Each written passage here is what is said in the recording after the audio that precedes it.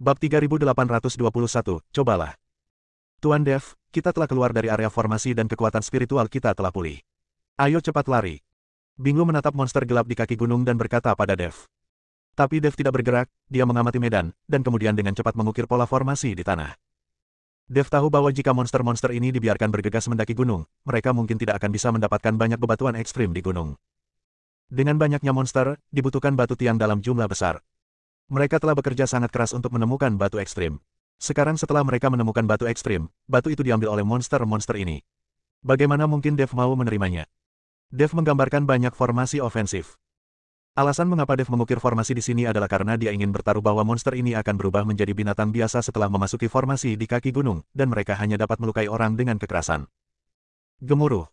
Gelombang binatang buas yang keluar dari negeri kekacauan tampak seperti kuda liar yang berlari liar, berkerumun. Dengan setiap raungan, Anda dapat mendengar kegembiraan monster-monster itu.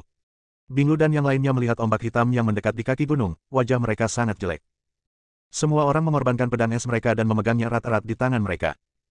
Kali ini, saya khawatir ini akan menjadi pertarungan yang sulit. Hal yang paling menakutkan saat ini adalah banyaknya biksu dalam formasi. Mereka tidak mempercayai kata-kata Dev, tetapi sekarang mereka menghadapi situasi yang berbahaya. Jika mereka tidak keluar dari formasi ini ketika gelombang besar tiba di sini, mereka akan mati dengan menyedihkan. Semua orang berlari kencang menuju gunung, dan ada pula yang memanjat dengan tangan dan kaki. Ada banyak hal, mereka sudah lama kehilangan martabat seorang biksu. Sekarang mereka hanyalah orang biasa. Dalam menghadapi hidup dan mati, satu-satunya pilihan adalah melarikan diri secara naluriah. Ouyang Zhenhua juga didukung oleh beberapa juniornya dan terus berlari menuju gunung. Namun gelombang monster semakin dekat, dan para biksu ini masih agak jauh dari jangkauan formasi. Orang-orang ini memandang Dev dan yang lainnya dan hanya bisa berteriak minta tolong, rekan Tao, tolong, tolong. Para biksu ini tahu bahwa Dev dan yang lainnya pasti sudah kehabisan jangkauan formasi, jadi mereka berhenti dan bersiap dengan senjata di tangan. Meskipun orang-orang ini menangis minta tolong, mereka juga tahu bahwa tanpa sanak saudara, siapa yang akan mengambil risiko untuk menyelamatkan mereka. Memasuki formasi ini, Anda adalah orang biasa, apa yang dapat Anda lakukan untuk menyelamatkannya? Hanya saja naluri bertahan hidup membuat mereka menangis minta tolong. Dev memandang para biksu yang akan disusul oleh gelombang monster, dan sepertinya ada keputusan di matanya. Binglu, jaga tempat ini. Jika monster ini menerobos formasi, segera evakuasi dan lanjutkan mendaki gunung. Dev berkata pada Binglu. Tuan Dev, apa yang ingin Anda lakukan? Binglu bertanya dengan ragu. Aku akan menyelamatkan orang-orang ini. Kata Dev. Tuan Dev, jangan lakukan hal bodoh. Bagaimana Anda bisa menyelamatkan mereka sendiri? Terlebih lagi, jika kamu masuk ke dalam formasi itu, kekuatan spiritualmu akan hilang dan kamu akan menjadi manusia biasa. Bagaimana kamu bisa menyelamatkan dirimu sendiri? Binglu buru-buru membujuk Dev. Saya punya cara saya sendiri, saya akan lihat apakah berhasil jika saya mencobanya. Setelah Dev selesai berbicara, dia memegang pedang pembunuh naga di tangannya. Teknik pedang 9 bayangan. Dev mengayunkan pedang pembunuh naganya, dan hantu muncul satu demi satu. Kemudian 6 Dev yang identik berdiri bersama dengan rapi. Setiap orang memiliki nafas yang sama.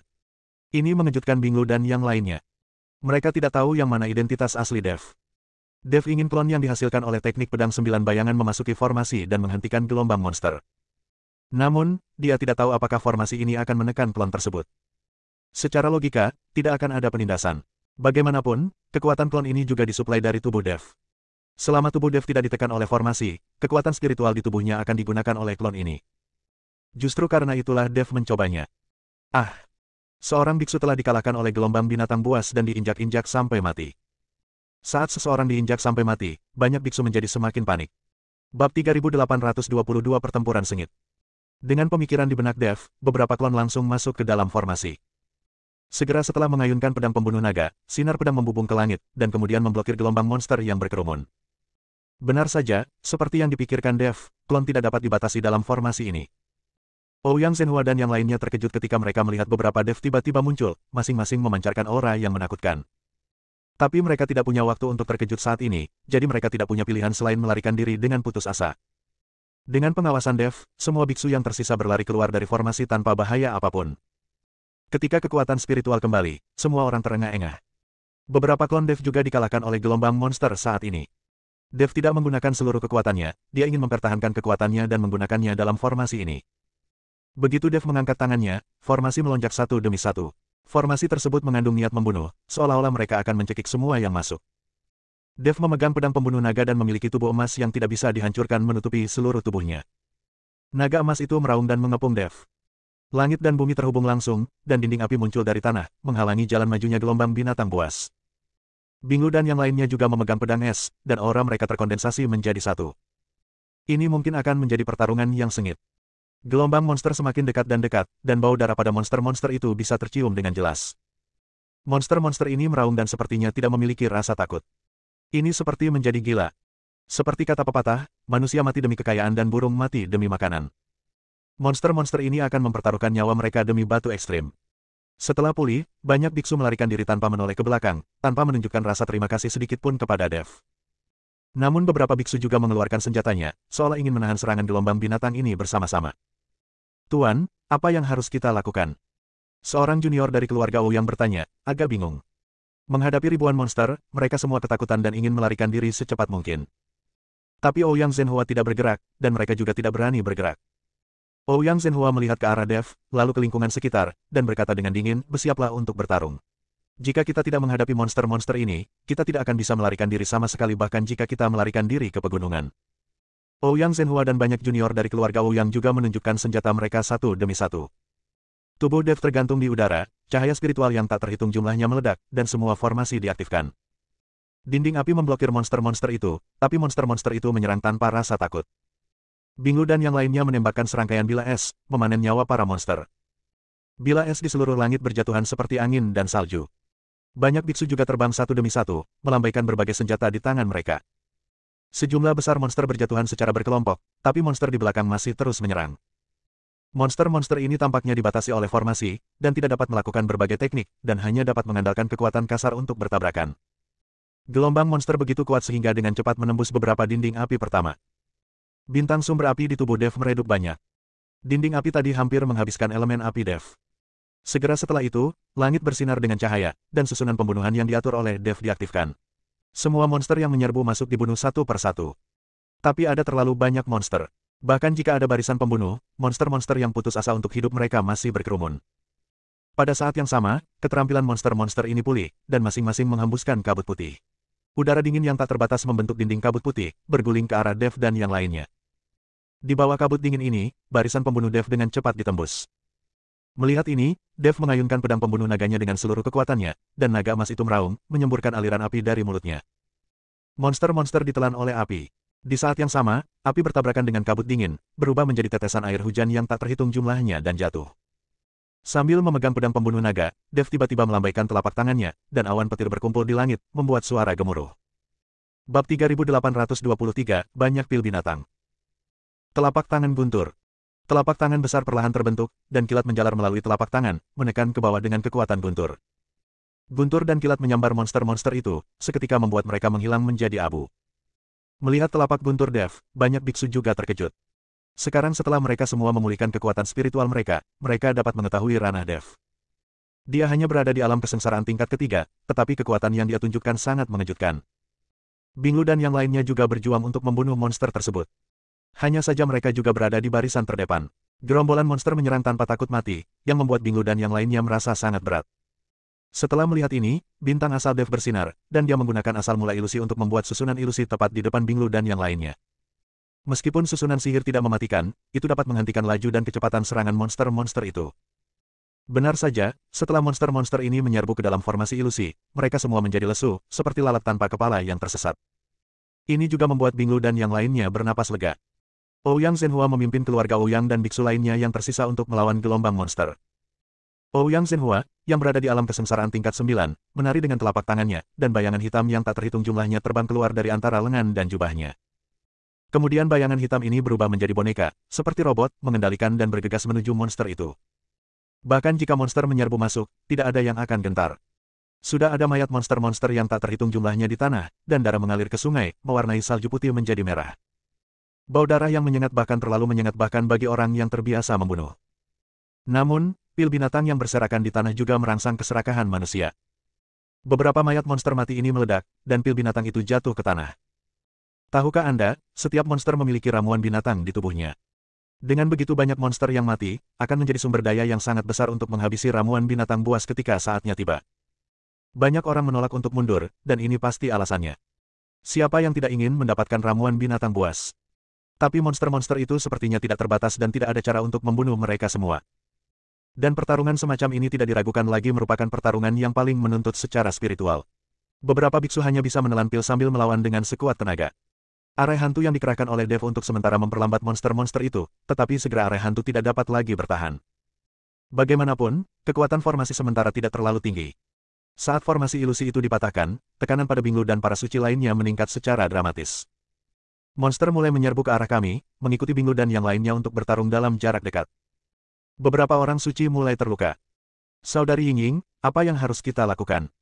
Binglu berkeringat banyak dan menatap Lan Yingying tanpa daya. Lan Yingying juga tampak putus asa saat ini. Bagaimana dia bisa tahu apa yang harus dilakukan? Menghadapi monster-monster yang tak ada habisnya, sepertinya tidak ada cara untuk membunuh mereka semua. Mereka hampir mencapai batasnya. Betapapun bertekadnya mereka, batas fisik mereka telah tercapai.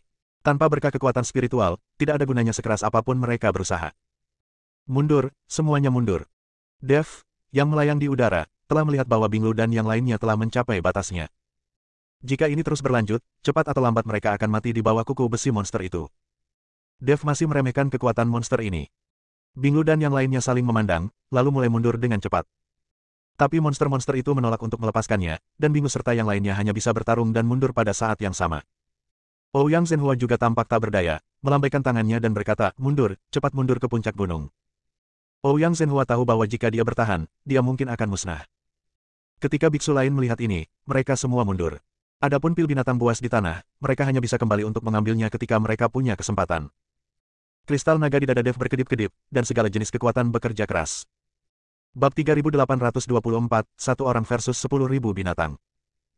Jejak telapak tangan jatuh dari udara dan mengenai monster-monster itu.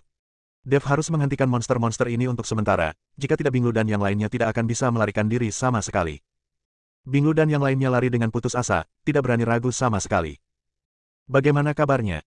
Di puncak gunung, Munai melihat ke arah kaki gunung dan sedikit mengernyit. Karena pada saat ini, dia melihat suara gemuruh terus-menerus di kaki gunung, energi spiritual yang terjalin di seluruh langit, dan berbagai kilatan cahaya. Nona, ada gelombang binatang buas yang datang dari bawah gunung. Kemudian Dev memimpin orang-orangnya untuk melawan gelombang binatang buas. Mu Yao melangkah maju dan berkata, anak ini sebenarnya berani menghadapi gelombang buas secara langsung. Dia benar-benar cuek. Munai tersenyum dingin, lalu memerintahkan, jangan khawatirkan dia, mereka mungkin tidak akan datang ke gunung hidup-hidup. Sekarang segera pimpin orang untuk mengumpulkan batu tiang, temukan pintu masuk tambang batu tiang, dan kumpulkan batu tiang sebanyak-banyaknya. Jika kita menunggu gelombang binatang buas ini mengalir ke pegunungan, kita tidak akan punya kesempatan. Munai tahu bahwa monster-monster ini pasti sedang menuju batu ekstrim. Ya, Mu Yao mengangguk dan mulai memimpin orang-orang mengumpulkan batu tiang. Saat ini, Dev masih berjuang untuk membunuh monster itu. Binglu dan yang lainnya sudah menjauhkan diri dari monster di belakang mereka. Ouyang Zhenhua dan yang lainnya juga mundur ke gunung. Pada saat ini, hanya ada Dev, memegang pedang pembunuh naga, terus-menerus membunuh monster di antara guntur langit dan bumi. Semua orang menatap Dev dengan tatapan kosong, dengan keterkejutan dan keterkejutan di mata mereka. Satu orang versus semua binatang. Ouyang Zhenhua adalah biksu tingkat 9 di alam kesengsaraan, tapi dia tidak begitu berani. Tetapi saat ini, hanya Dev yang tahu bahwa dia juga ingin mundur, tetapi tertahan oleh gelombang monster dan tidak dapat melarikan diri sama sekali. Dev adalah seekor banteng, dan dia sadar diri. Sama sekali tidak mungkin aku bisa menghentikan gelombang besar ini sendirian. Sekarang Dev terjebak dalam gelombang monster dan ingin berjuang untuk keluar, tetapi monster semakin banyak. Udara dingin yang menutupi langit dan matahari membuat Dev berangsur-angsur menghilang. Jika Dev tidak memiliki roh api terhebat, udara dingin pasti sudah lama membekukan Dev.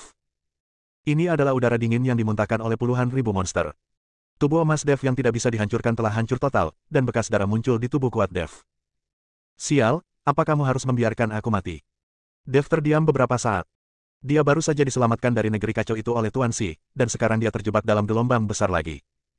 Kali ini, Tuan Si seharusnya tidak menyelamatkannya. Tepat ketika Dev sedang memegang pedang pembunuh naga secara mekanis dan berbagai aura di tubuhnya terus melemah. Tiba-tiba cahaya menyala di ring penyimpanan. Binatang kecil yang menelan itu berlari keluar sambil menguap, jelas baru saja bangun. Saat binatang kecil yang menelan itu muncul, monster yang awalnya maniak dan ganas itu tiba-tiba menjadi diam. Semua monster gelap melihat ke arah binatang yang menelan langit di depan mereka. Mengaum. Tiba-tiba, binatang yang menelan langit itu meraung. Raungan ini secara langsung menyebabkan bumi bergetar dan bebatuan pecah. Gelombang monster mulai mundur di tengah auman besar binatang penelan langit. Kemudian dia berbalik dan lari. Puluhan ribu monster ditakuti oleh auman binatang penelan langit. Anda harus tahu bahwa binatang kecil yang menelan langit ini sangat kecil. Dibandingkan dengan monster yang tingginya beberapa kaki, ia sebesar semut. Tapi binatang kecil yang menelan langit bisa menakuti ribuan monster hanya dengan satu suara. Raungan macam apa ini? Apakah itu Raja Binatang? Mengerikan sekali. Raungan ini saja hampir menghancurkan hatiku. Sudah berakhir. Aku khawatir kita akan dikutuk sekarang. Ketika banyak biksu mendengar auman binatang yang menelan langit, ekspresi mereka berubah drastis. Ouyang Zhenhua dan yang lainnya juga merasakan hati mereka bergetar, dengan ketakutan di mata mereka. Binglu dan yang lainnya berbalik dan melihat ke tempat dingin di kaki gunung, berkeringat untuk Dev. Bab 3825 Anda tidak mampu membelinya. Dev menghela nafas lega. Melihat binatang yang menelan langit itu, dia merasa sangat menyukainya. Si kecil ini sangat mengagumkan di usia yang begitu muda. Jika dia besar nanti, itu akan menjadi lebih baik lagi. Hanya saja ia sangat bisa dimakan sehingga bisa menelan apa saja, tapi tidak tumbuh. Wah, jangan berpikir dua kali tentang binatang pemakan langitku. Aku telah mendapatkan kembali tubuh fisikku, dan aku akan mengendarainya melintasi langit. Raja Iblis Ciun tahu apa yang dipikirkan Dev dan berkata dengan cepat. Aku mengambil binatang penelan langit ini. Tungganganmu, binatang penelan langit, sudah mati. Dev tidak mengira bahwa binatang yang menelan langit ini adalah milik Raja Iblis Ciun. Raja Iblis Ciun terdiam beberapa saat, tapi binatang kecil yang menelan langit ini memang ditangkap oleh Dev. Nak, mari kita diskusikan. Sebelum aku kembali ke tubuh fisikku, kamu bisa menggunakannya di dunia ini. Ketika saya mendapatkan kembali tubuh fisik saya, Anda harus mengembalikannya kepada saya. Ketika saatnya tiba, Anda naik menuju keabadian. Anda baru saja tiba di surga, dan Anda sangat miskin sehingga Anda tidak mampu membelinya. Raja Iblis Ciun mulai berdiskusi dengan Dev. Raja Iblis yang bermartabat sekarang sedang berdiskusi dengan biksu tingkat ketiga di alam kesengsaraan. Jika orang lain mengetahui hal ini, rahang mereka mungkin akan ternganga. Oke, Dev mengangguk. Tampaknya Dev benar-benar tidak mampu memberi makan binatang yang menelan langit ini. Melihat mayat monster-monster di mana-mana, Dev sangat bersemangat, mereka penuh dengan pil monster. Pil binatang sebanyak ini cukup untuk digunakan Dev untuk sementara waktu. Dev mengabaikan binatang yang menelan langit itu dan membungkuk untuk mengambil pil binatang itu. Dan pedang pembunuh naga mulai memotong mayat monster itu dan mengeluarkan ramuan binatang itu. Tapi siapa sangka binatang kecil yang menelan langit itu meraung, lalu membuka mulutnya. Untuk sesaat, seluruh langit berubah warna, dan mulut binatang penelan langit itu seperti lubang hitam, penuh isapan. Sebelum Dev bisa bereaksi, mayat monster-monster dan pil monster itu tersedot ke dalam perut monster yang menelan langit. Dalam sekejap, selain noda darah merah cerah, mayat dan ramuan binatang monster telah hilang di tanah. Dev tercengang. Binatang yang menelan langit itu bersendawa, kembali kering penyimpanan dan pergi tidur. Rumput. Dev tidak bisa menahan diri untuk tidak mengutuk. Saya mencoba yang terbaik untuk membunuh begitu banyak monster, tetapi saya tidak mendapatkan apa-apa. Meskipun gelombang binatang buas telah ditakuti oleh binatang penelan langit, menelan semua ramuan binatang itu terlalu tidak etis. Anda harus membagi diri Anda sedikit. Dev tidak bisa berkata-kata saat ini. Hahaha, aku sudah bilang sebelumnya bahwa kamu tidak mampu membesarkannya, dan kamu harus berjuang melawannya di usia yang begitu muda. Raja Iblis Ciun melihat tatapan tak berdaya Dev dan tertawa terbahak-bahak. Dev hanya bisa menghela nafas dan perlahan berjalan mendaki gunung. Pada saat ini, kabut dingin telah menghilang, dan semua orang melihat bahwa kaki gunung telah lama kehilangan pengaruh gelombang besar dan menjadi sangat sunyi. Hanya sosok Dev yang perlahan mendaki gunung. Seolah-olah gelombang binatang buas itu tiba-tiba menghilang. Setelah melihat ini, Binglu dan yang lainnya bergegas menuju Dev. Ouyang Zhenhua dan biksu lainnya juga berlari satu demi satu. Jika gelombang monster mereda, bangkai monster-monster di seluruh tanah akan menjadi sumber daya. Ada ramuan binatang buas di dalam mayat monster. Tetapi ketika mereka mendekat, mereka menemukan ada mayat monster di tanah, dan ramuan binatang buas telah menghilang. Saat ini, semua orang tercengang. Mereka tidak mengerti bagaimana mayat monster di mana-mana bisa menghilang begitu saja. Jadi semua orang fokus pada Dev. Mereka benar-benar ingin tahu kemana perginya semua mayat monster-monster. Tidak mungkin bagi Dev sendiri untuk mengubah mayat monster-monster ini menjadi tidak ada dalam sekejap. Binglu dan yang lainnya berlari mendekat dan bertanya kepada Dev dengan prihatin, Tuan Dev, apakah Anda baik-baik saja? Aku baik-baik saja, hanya saja seluruh energi di tubuhku terkuras terlalu banyak. Aku akan baik-baik saja jika aku istirahat. Dev berkata sambil tersenyum tipis. Rakan Tao, terima kasih atas bantuan Anda. Kami berterima kasih. Ouyang Zhenhua menghampiri Dev dan berkata dengan penuh terima kasih. Bab 3826 Robot. Setelah melihat kekuatan sejati Dev, Ouyang Zhenhua, meskipun dia adalah biksu tingkat 9 di alam kesengsaraan dan kepala keluarga Ouyang, dia tidak punya sikap sama sekali. Sama-sama, ini hanya sedikit usaha. Dev hanya tersenyum acuh tak acuh. Upaya kecil ini hampir membuat saya kehilangan nyawa. Rakan Tao, saya tidak tahu mengapa gelombang monster tiba-tiba pergi, dan mengapa mayat monster-monster di mana-mana hilang. Ouyang Zhenhua menanyakan pertanyaannya. Para beku lainnya juga mendengarkan dengan telinga terangkat, bertanya-tanya apa yang sedang terjadi. Binglu dan yang lainnya juga ingin tahu apa yang terjadi pada Dev di tengah kabut dingin tadi. Aku tidak begitu yakin. Gelombang binatang itu tiba-tiba mundur dengan suara gemuruh, dan merenggut tubuh semua temannya. Dev hanya bisa berbohong, tidak mungkin dia bisa membedakan binatang yang menelan langit itu. Meskipun Anda mengatakannya, orang-orang ini mungkin tidak mempercayainya. Mereka belum pernah melihat monster mitos yang bisa menelan begitu banyak mayat monster-monster sekaligus, dan mereka tidak dapat mempercayainya. Dalam hal ini, Dev sebaiknya berbohong agar lebih jujur. Ketika Ouyang Zhenhua mendengar ini, dia mengangguk dan berkata, sepertinya auman tadi benar-benar datang dari Raja Binatang. Tetapi untuk beberapa alasan yang tidak diketahui, Raja Binatang mengingat gelombang binatang buas dan bahkan mengambil mayat teman-temannya. Itu tampaknya Raja Binatang telah melepaskan tembakan. Kebijaksanaan. Semua orang mempercayai kata-kata Dev, bagaimanapun juga, hanya penjelasan ini yang masuk akal. Kalau tidak, bagaimana mungkin mayat monster-monster yang tak terhitung jumlahnya ini bisa menghilang secara tiba-tiba? Meskipun semua orang menyesal, tidak ada yang bisa mereka lakukan. Sejumlah besar pil binatang buas menghilang begitu saja. Rekan Tao, saya ingin mengucapkan selamat tinggal tanpa mengucapkan terima kasih. Kita akan pergi ke pegunungan untuk melihat apakah kita dapat menemukan sesuatu. Jika sesama penganut Tao membutuhkan bantuan, keluarga Ouyang saya juga akan membantu. Kata Ouyang Zhenhua pada Dev. Dia tahu bahwa Dev berselisih dengan keluargamu, jika tidak, kedua pihak tidak akan saling memukul dengan batu. Ouyang Senior, bolehkah saya mengajukan pertanyaan? Tepat ketika Ouyang Zhenhua hendak pergi, Dev tiba-tiba berkata. Rekan Tao, tolong bicara. Ouyang Senior, menurutku kamu menggunakan boneka saat berhadapan dengan gelombang binatang. Aku ingin tahu apakah kamu membeli boneka itu atau menyempurnakannya sendiri. Menurutku Senior Ouyang bukanlah iblis. Dia seharusnya tidak bisa memurnikan boneka, kan? Dev bertanya dengan rasa ingin tahu. Saat menghadapi gelombang binatang buas, Dev memperhatikan bahwa ketika Ouyang Zhenhua melambaikan lengan bajunya, beberapa titik hitam muncul, dan kemudian berubah menjadi boneka, menghalangi gelombang binatang buas tanpa rasa takut akan hidup dan mati. Oleh karena itu, Dev sangat penasaran. Ouyang Zhenhua tampaknya bukan seorang kultivator iblis, dan dia mungkin tidak memiliki keterampilan untuk mengubah mayat menjadi boneka. Bagaimanapun, teknik semacam ini hanya bisa dikuasai oleh para penggarap iblis, mengubah mayat menjadi boneka itu terlalu kejam. Hahaha. Rekan-rekan tahu belum tahu, wayang di dunia ini tidak hanya dimurnikan dari mayat. Bisa dibuat dari berbagai bahan. Bonekaku bukan mayat, meski terlihat seperti manusia, tapi sebenarnya itu buatan. Ouyang Zhenhua tertawa terbahak-bahak. Robot, Dev langsung teringat pada robot. Robot apa yang dibicarakan rekan tahu itu? Wajah Ouyang Zhenhua penuh kebingungan. Hidup di dunia surgawi, Ouyang Zhenhua tentu tidak mengetahui apa itu robot, namun Dev tinggal di dunia sekuler. Ia mengetahui bahwa robot terbuat dari berbagai bahan dan kemudian dipasang dengan baterai.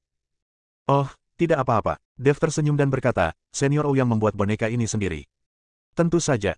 Ouyang Zhenhua tampak bangga, dan bayangan hitam tiba-tiba keluar dari lengan bajunya. Kemudian bayangan hitam itu tiba-tiba membesar dan langsung berubah menjadi boneka setinggi 1 kaki. Boneka ini terlihat hidup dan sangat fleksibel. Bab 3827 Pertukaran.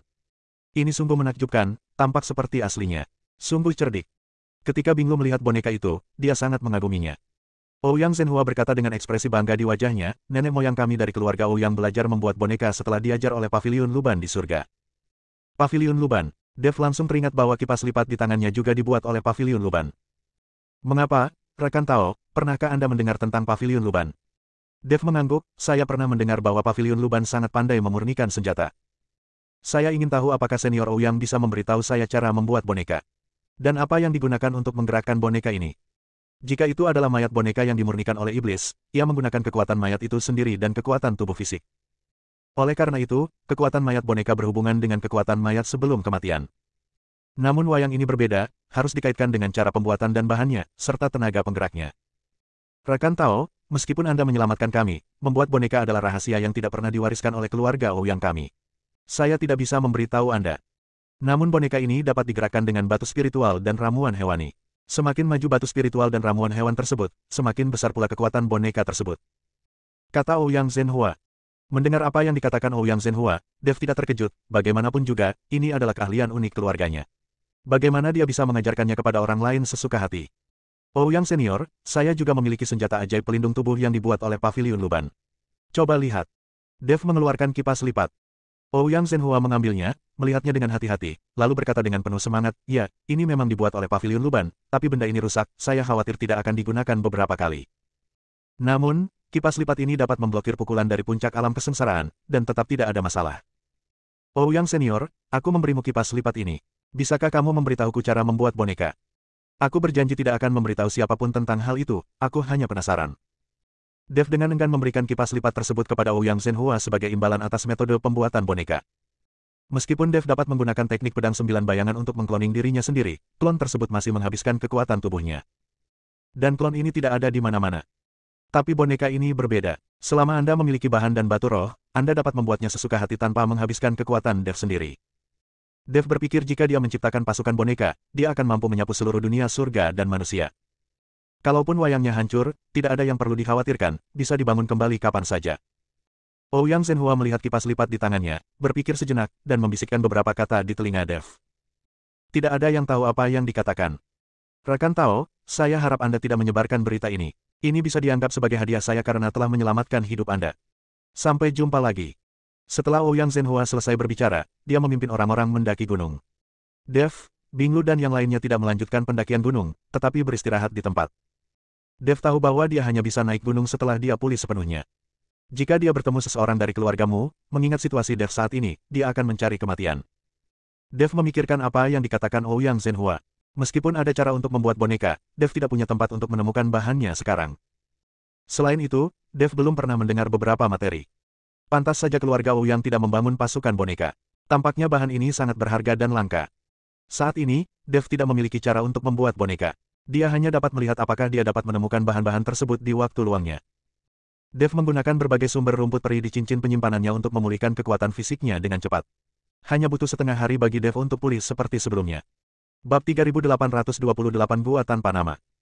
Ayo pergi, aku ingin tahu apakah keluargamu telah menemukan tambang batu Ji. Setelah memulihkan kekuatannya, Dev membawa Binglu dan yang lainnya dan mulai bergegas menuju gunung. Sepanjang jalan, ada batu tiang di mana-mana. Batu tiang yang berserakan di tanah tidak diangkat. Beku lain tidak mengetahui batu tiang, dan batu tiang tidak ada gunanya bagi mereka. Ice Dew dan yang lainnya mencoba yang terbaik untuk mengambilnya, tapi ini memperlambat kemajuan mereka. Berhenti mengambilnya. Selama kamu menemukan batu tiang milikku, kamu akan mendapatkan sebanyak yang kamu mau. Dev tidak membiarkan Binglu dan yang lainnya mengambil batu tiang itu terlalu lambat. Saya menemukan batu tiang milik saya, dan saya memiliki batu tiang sebanyak yang saya inginkan. Jangan naik. Tiba-tiba, Dev teringat suara Raja Iblis Ciyun di benaknya. Dev tertegun dan bertanya dengan bingung, mengapa? Aku teringat sesuatu. Seharusnya ada sebuah gua di lereng gunung, yang mengarah langsung ke tanah kekacauan. Di negeri kekacauan, sepertinya ada sekte. Raja Iblis Ciyun sepertinya terjebak dalam kenangan menyakitkan dan berkata perlahan. Gua, menuju ke negeri kekacauan. Dev tercengang.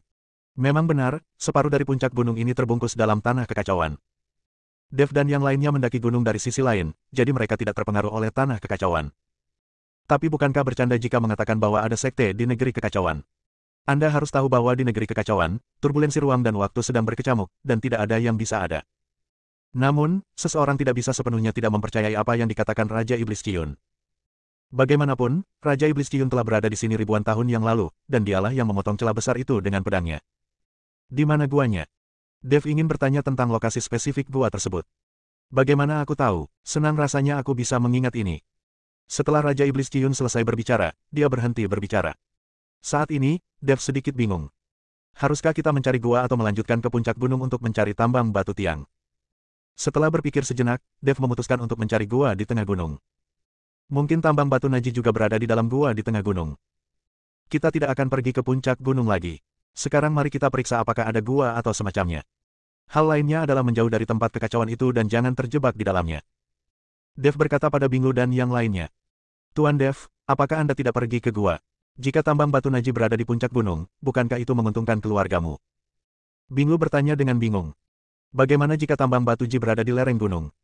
Dev bertanya. Kali ini, Binglu tidak berkata apa-apa lagi. Semua orang mulai mencari apa yang disebut gua di tengah gunung. Pada saat ini, Ouyang Zhenhua dan yang lainnya juga sedang menuju puncak gunung tanpa tujuan. Faktanya, setelah mendengarkan nasihat Dev, Ouyang Zhenhua juga tahu bahwa tidak mungkin ada tempat di mana makhluk abadi jatuh di sini. Tapi saya tidak bisa menyerah begitu saja. Saya datang ke sini selama beberapa hari dan menyia-nyiakan tenaga dan sumber daya materi. Saya tidak mendapatkan apa-apa. Terlebih lagi, jika puncak gunung ini tiba-tiba muncul, mungkin akan ada petualangan. Ouyang Zhenhua hanya menghibur dirinya sendiri di dalam hatinya. Dia sudah lama putus asa. Jika Anda mencapai puncak gunung dan masih tidak mendapatkan apa-apa, Anda tidak punya pilihan selain pulang ke rumah. Pembohong yang menderita 1000 luka. Ouyang Zhenhua menghina mereka yang menyebarkan rumor. Tuan, lihat cepat. Tiba-tiba, seorang anggota suku berteriak. Ouyang Zhenhua menoleh dan menemukan lingkaran cahaya muncul di tengah gunung. Lingkaran cahaya ini terlihat sangat mirip dengan lingkaran cahaya yang mengelilingi gunung saat pertama kali muncul. Ayo dan lihat. Ouyang Zhenhua sangat gembira dan bergegas bersama anak buahnya. Ketika biksu lain melihat ini, mereka juga bergegas menuju tempat munculnya lingkaran cahaya. Pada saat ini, Dev dan yang lainnya juga tertarik dengan lingkaran cahaya tersebut dan mempercepat langkah mereka. Bab 3829 Sekte yang Hancur. Tunggu sampai Dev dan yang lainnya tiba.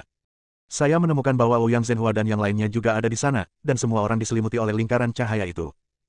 Baru kemudian Dev menyadari bahwa lingkaran cahaya itu sebenarnya berasal dari lubang gelap. Melihat pintu masuk gua, jantung Dev berdetak kencang. Dia tidak tahu apakah ini gua yang dibicarakan oleh Raja Iblis Ciun. Sekarang semua orang mengelilingi pintu masuk gua, dan tidak ada yang berani masuk. Lagi pula, tidak ada yang berani mencoba gua tak dikenal ini. Tahukah Anda, orang pertama yang masuk akan menanggung semua risikonya. Orang-orang ini semua ada di sini demi harta karun, dan tidak ada yang mau menjadi orang pertama yang mengambil risiko dan menjadi pemimpin. Senior, apakah itu gua yang kamu bicarakan? Apakah ada bahaya di dalamnya? Dev bertanya pada Raja Iblis Awan Merah. Sekarang Dev tidak berani masuk dengan gegabah. Bagaimana aku tahu? Mereka bilang aku hanya ingat sedikit dan tidak bisa mengingat sisanya. Raja Iblis Ciun menggelengkan kepalanya dan berkata, karena kamu tidak dapat mengingatnya, aku akan mengambil risiko dan masuk. Jika aku dalam bahaya, aku akan mati dan kamu akan selesai. Kata Dev. Mendengar ini, Raja Iblis Ciun buru-buru berkata, jangan khawatir, aku sedang memikirkannya dengan hati-hati, mungkin aku bisa mengingatnya lagi. Raja Iblis Ciun mengerutkan kening dan berpikir keras. Terlihat dia bekerja sangat keras. Setelah beberapa saat, Raja Iblis Ciun menghela nafas lega dan berkata, tidak ada bahaya di dalam gua, tapi saya tidak tahu apakah akan ada bahaya jika memasuki Sekte Suci Janji.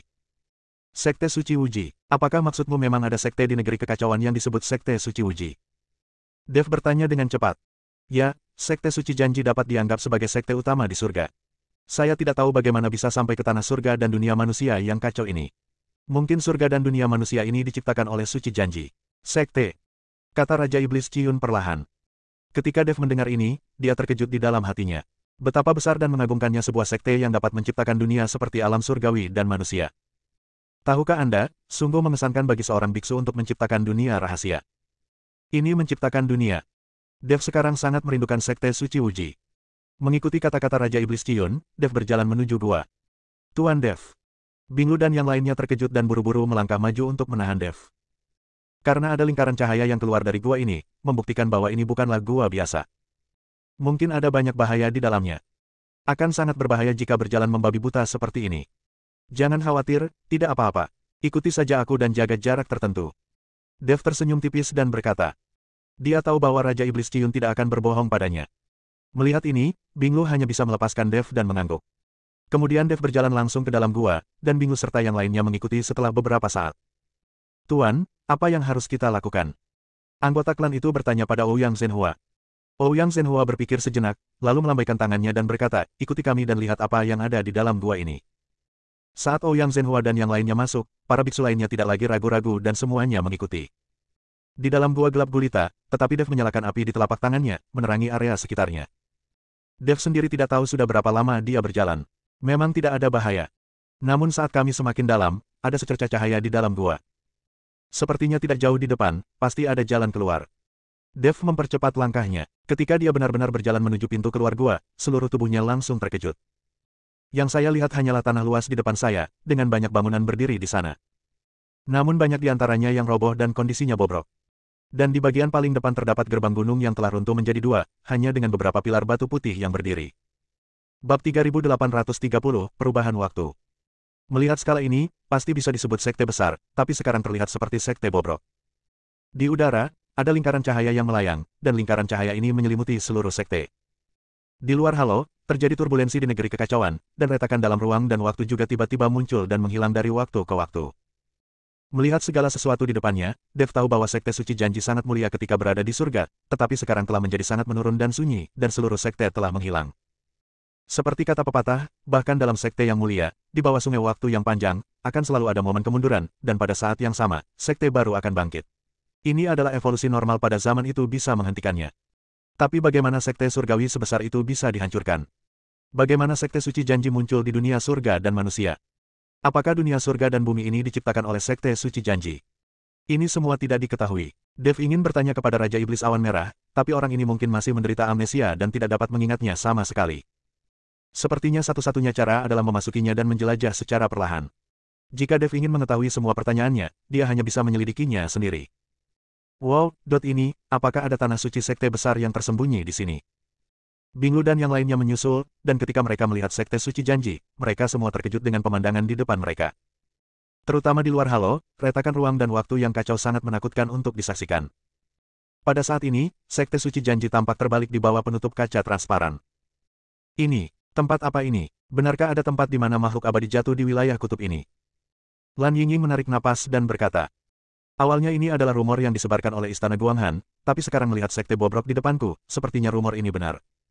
Ini lebih dari sekedar tempat di mana makhluk abadi jatuh. Dev menghela nafas dengan emosi. Sekte surgawi yang begitu besar memiliki murid yang tak terhitung jumlahnya, semuanya berada pada tingkat keabadian. Sekarang sekte tersebut telah dihancurkan dan semua muridnya telah jatuh, ini seharusnya menjadi tempat di mana ratusan makhluk abadi telah jatuh. Tuan Dev, tahukah Anda bahwa gua ini mengarah ke sini? Binglu bertanya dengan rasa ingin tahu. Bagaimanapun juga, Dev tiba-tiba meminta mereka untuk berhenti mendaki gunung dan mencari gua di tengah gunung. Ketika mereka melihat gua tersebut, mereka memanjat masuk tanpa ragu-ragu. Seolah-olah Dev sudah mengetahuinya. Baiklah. Dev mengangguk. Meskipun Binglu dan yang lainnya bertanya-tanya bagaimana Dev bisa tahu, mereka tidak bertanya. Jika Dev memilih untuk tidak memberitahu, maka mereka tidak perlu bertanya lagi. Dev melompat dan melompat keluar gua. Binglu dan yang lainnya mengikuti dari belakang. Ketika Dev dan yang lainnya mendarat di depan Sekte Suci Janji, mereka menyadari betapa megahnya sekte tersebut. Saat mereka melihat ke bawah sekarang, meskipun mereka bisa melihat besarnya Sekte Suci Janji, dampaknya tidak kuat.